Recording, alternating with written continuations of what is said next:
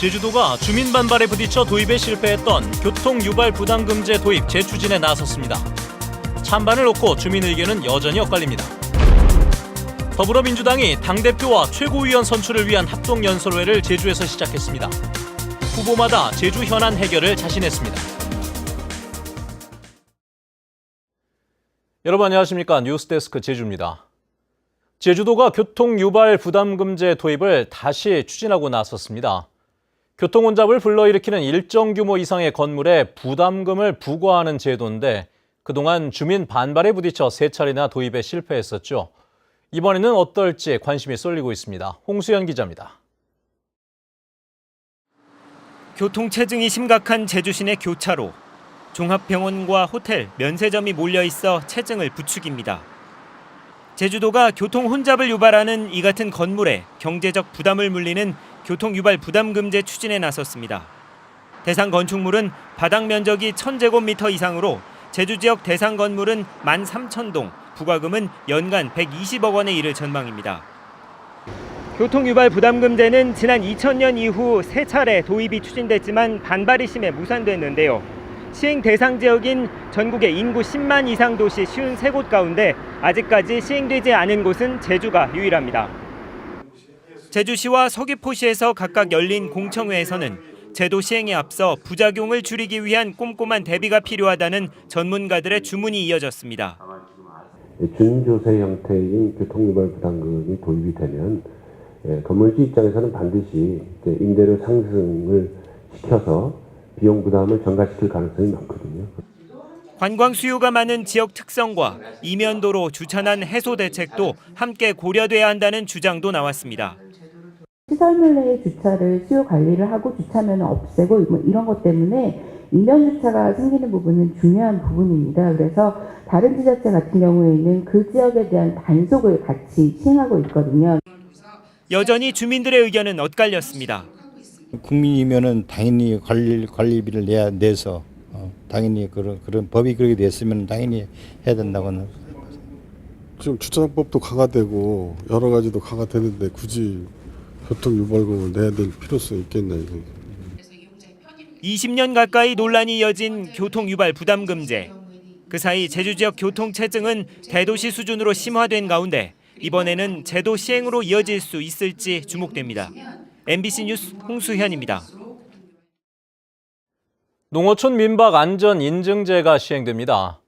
제주도는 이달부터 민박업 신고자가 직접 거주하거나 운영하고 잠금 장치와 CCTV 설치 등 5개 분야 20개 항목 요건을 갖춘 농어촌 민박을 안전 인증업소로 지정하기로 했습니다. 안전 인증업소로 지정된 농어촌 민박에는 관광진흥기금이 우선 지원되고 행정기관과 관광공사 홈페이지 등에 안전 인증 민박으로 홍보됩니다.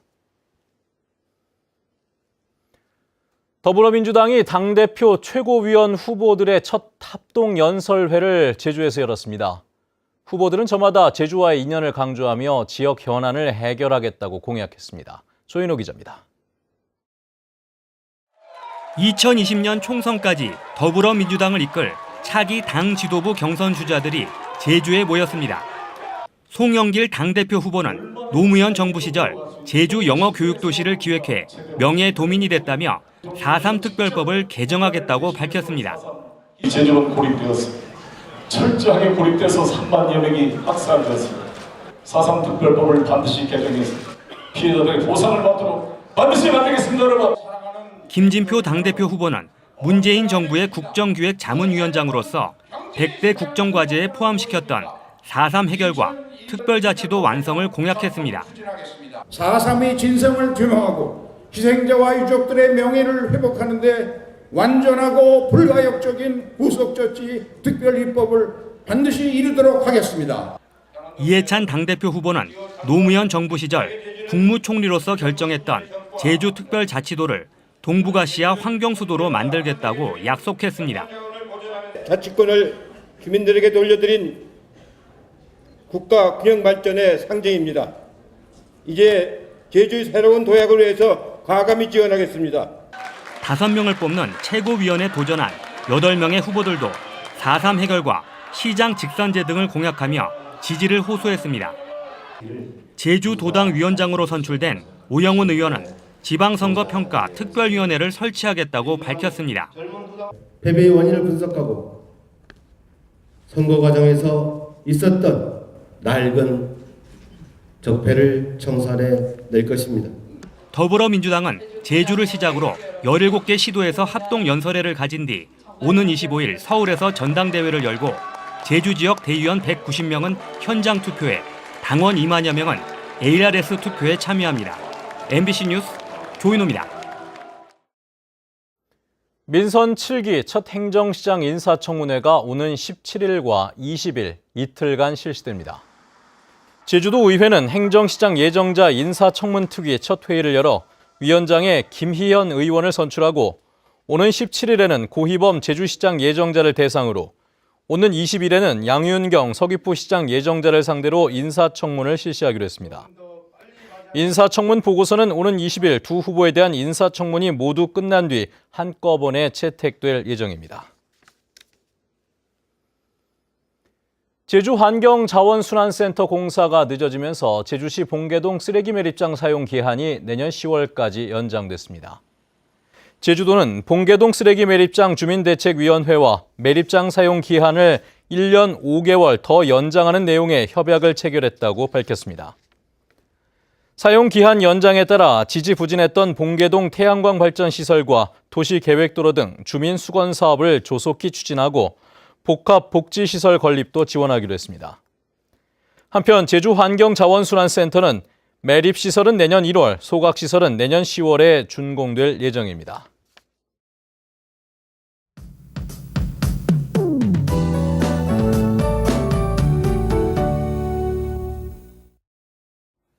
네, 오늘 모처럼 단비가 내렸는데요. 기온이 다소 떨어지긴 했지만 더위를 식혀주긴 역부족이었습니다. 주말인 내일도 뜨거운 날씨는 계속해서 이어지겠습니다. 모레인 일요일에도 맑은 하늘로 시작하겠고요. 아침 기온 26도로 출발해서 한낮 기온 33도까지 치솟는 폭염이 지속되겠습니다. 다음은 자세한 지역별 날씨입니다. 밤사이 열기가 식지 않으면서 내일 아침 최저기온도 26도 안팎을 보이겠습니다. 낮 최고기온은 32도에서 33도까지 치솟아 찜통더위가 기승을 부리겠는데요. 수시로 물을 자주 마셔 수분 섭취에 신경 써주시기 바랍니다. 바다에는 물결이 높게 일면서 풍랑특보가 발효 중입니다. 오늘 밤까지는 바람이 강하게 불고 물결도 높게 일겠으니까요. 항해나 조업하는 선박은 각별히 주의하시기 바랍니다. 주간 날씨입니다. 다음 주 화요일은 절기상 입추인데요. 입추가 지나고 나서도 비 소식 없이 당분간 무더위는 계속해서 이어지겠습니다. 건강관리 각별히 주의하시고요. 식중독 가능성 높으니까 음식물 관리에도 신경 써주셔야겠습니다. 기상정보였습니다. 청와대가 올해 광복절 특별 사면은 없다고 공식 입장을 밝힘에 따라 강정마을 주민들에 대한 사면 가능성도 낮아졌습니다. 이에 대해 강정마을회는 청와대에 특별 사면을 요구했지만 사건이 진행 중이라 사면 결정이 어렵다는 답변을 들었다며 형이 확정되면 대통령이 결단을 내릴 것으로 기대한다고 밝혔습니다. 제주지방경찰청은 오늘 총경급 인사를 통해 제주 동부경찰서장에 박기남 제주해안경비단장을, 서부경찰서장에는 김학철 지방청 경무과장을 각각 발령했습니다. 최보현 서귀포경찰서장은 유임됐으며 박혁진 전 동부서장과 박영진 전 서부서장은 공로 연수에 들어갔습니다. 어제 오후 6시 40분쯤 제주시 한경면 고산리 수월봉 정상에 있는 고산 기상대 소속 직원 44살 좌모 씨가 절벽에서 추락해 119 구조대에 의해 병원으로 옮겨졌지만 숨졌습니다. 경찰은 좌 씨가 쓰레기를 줍다 절벽 아래로 추락한 것으로 보고 기상대 직원 등을 상대로 정확한 사고 경위를 조사하고 있습니다. 30대 여성 실종 사건이 발생했던 제주 세화포구에 대한 안전점검이 올해 한 차례도 이루어지지 않은 것으로 나타났습니다.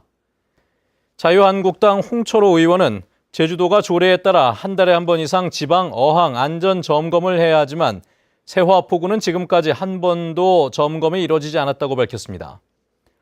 제주시는 다음 달 첫 안전점검에 나설 예정으로 인원이 부족해 어려움이 있다고 해명했습니다. 뉴스데스크 제주였습니다. 여러분 고맙습니다.